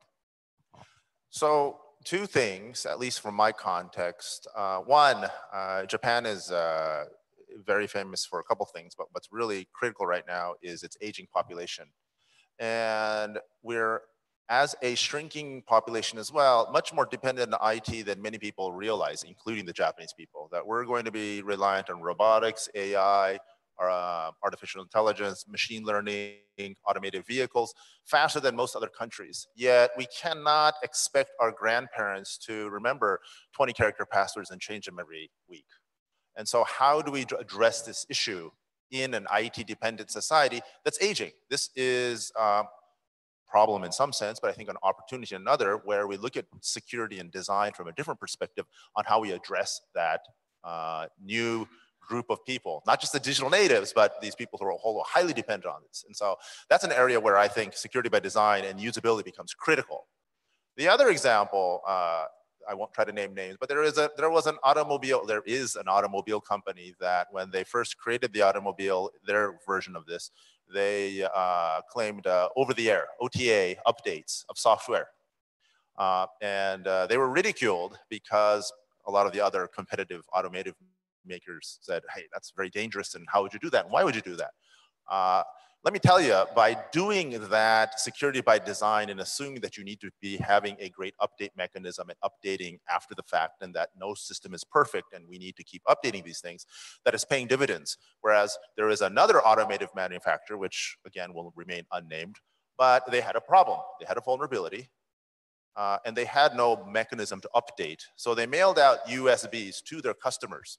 And at the end of, I think, a year, they only found that 1% of the people upgraded their automobiles.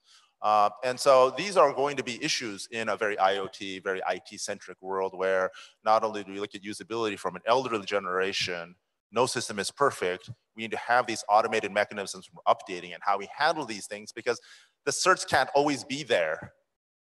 And even if they're there, a final example is there was a web server bug that was announced by many certs in March, yet led to a huge PII breach in the US a few months later, where people knew about it, but it's these kinds of situations where better communications, better automation, these things are still in its infancy, that we need to do much better in also that development of cyber skills. So we have two reactions from the panel to your question, and then we have one last question in the back from Robert. So we'll just take Kaya first, then Silvino, and then we'll take the question in the back, and then we'll try to wrap up. Thank you. I would just say, that's the almost critical point, right? I think we as an IT industry over the past decade, I think, struggle through get to the point where we now, by majority, do security by design, have processes in place where every single piece of code goes through basically a security assessment. And when you talked about the Microsoft knows how expensive it is, yes, because I think back in 2004, before Vista, I think, we stopped the product. We basically stopped shipping anything for over a year because we had to redesign it, everything, and it was problematic. But today, as William mentioned, we have come to a point where every company is a technology company. It really is. We're in a world where I think Goldman Sachs has something like 3,000 engineers, right? Which is kind of very close to what Facebook has. And so having those perspectives and understanding that all companies now not just use technology, but create code, but don't have the practices that I think IT has learned over the past decade central to them, is going to be a big problem. And this is partly why you still have products going on the market day to day, because you want to be first to market versus you want to be secure to market. So I think there's a sort of a capacity building both from the various institutions here, but also from the IT industry, to sort of look at, publish how we learned what we've learned, sort of familiarize other industries with best practices, whether it's patching, whether it's vulnerability disclosure, whether it is sort of developing products and what standards can help you with that. Very quickly on that, elaborating a bit on the security by design concept. We discussed it a bit, and we worked with colleagues from the South Australia University on forensic by design concept.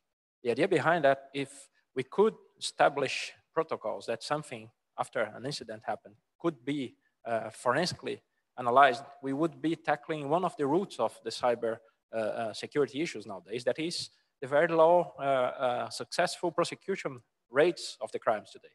The confidence level for the criminals is quite high. So they have a very wide reach. They are suffering very few reactions to their actions. So for them, it's easy to move forward. So after security by design, something similar to a forensics by design that would help law enforcement to, at some point, collect the evidence they need to go after attribution, would at some point raise a bit of this bar and make the criminals have to invest a bit more to get into this kind of business. Thank you. We have the last question in the back. Thank you.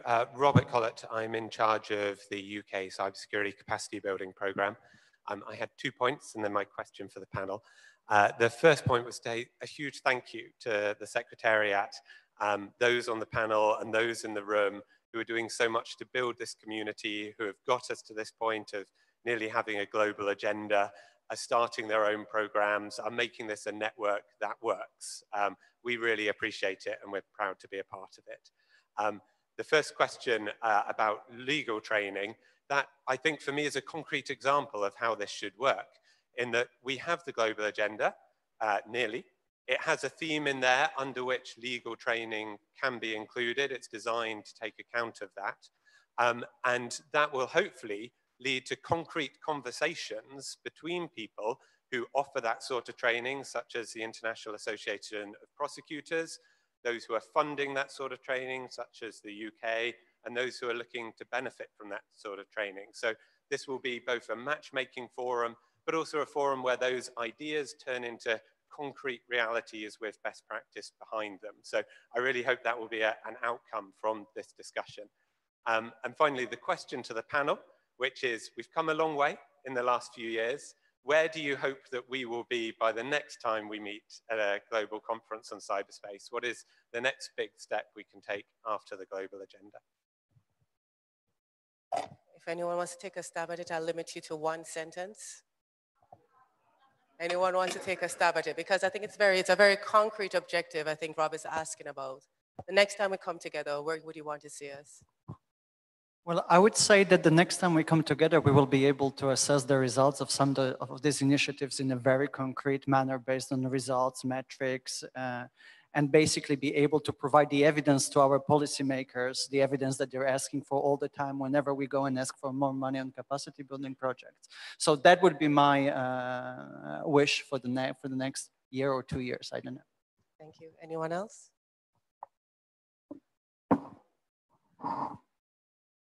I think from the OAS perspective, I think the next time we sit together, I think we would want to actually see, just like Patrick, advancement in some of the initiatives and start to see tangible results, and having some of the beneficiaries actually come back to these meetings and actually share with the Secretariat and to the members how these initiatives has actually benefited them. So since we have some very shy panelists for our conclusion, I'm going to just give a quick overview before I thank them. I think some of the things that popped out was, one, we have to think outside the box when we look at capacity building. IT is an enabler. We have to do assessment, and we have to start looking at education through a continuous perspective and a more robust perspective. I think what I liked was, don't forget the human element, the X factor. We are the end and the start of a lot of the security. Toolkits and guidelines are needed, and multi-stakeholder collaboration. I think just the panel reflects that. So on that note, I'd like to thank each of my panelists for being such gracious speakers, and thank the GFCE for putting this panel together. Thank you.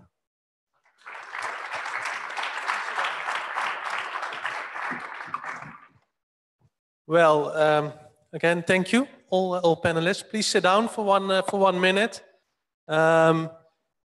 because before we go to the break, I think this is the highlight of today. I would like to announce the 4th edition together. This is on behalf also of the African Union, of the European Union, and also of the Organization of American States. I would like to launch the 4th edition of the Global Cyber Expertise magazine. Here it is.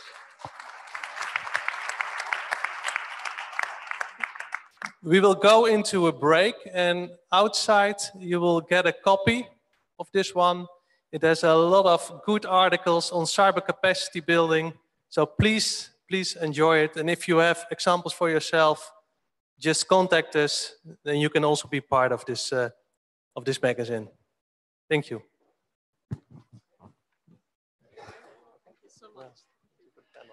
Yes, thanks. I've definitely listened to you. Okay, thank you. Thank you. I've been teasing you all day, but we'll have to have 5 minutes if you have 5 minutes. Thank you. I'm coming from Tokyo. Oh, wow.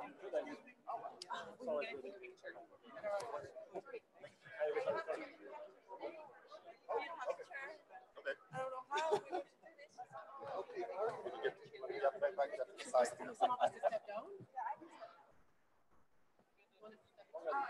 Yes, I think we should actually go. You should stand up. Yes, should we come in front? Maybe in front of the chair. Should we come in front? We can come in front of this? Okay. I don't know This how side. Pretty wide one.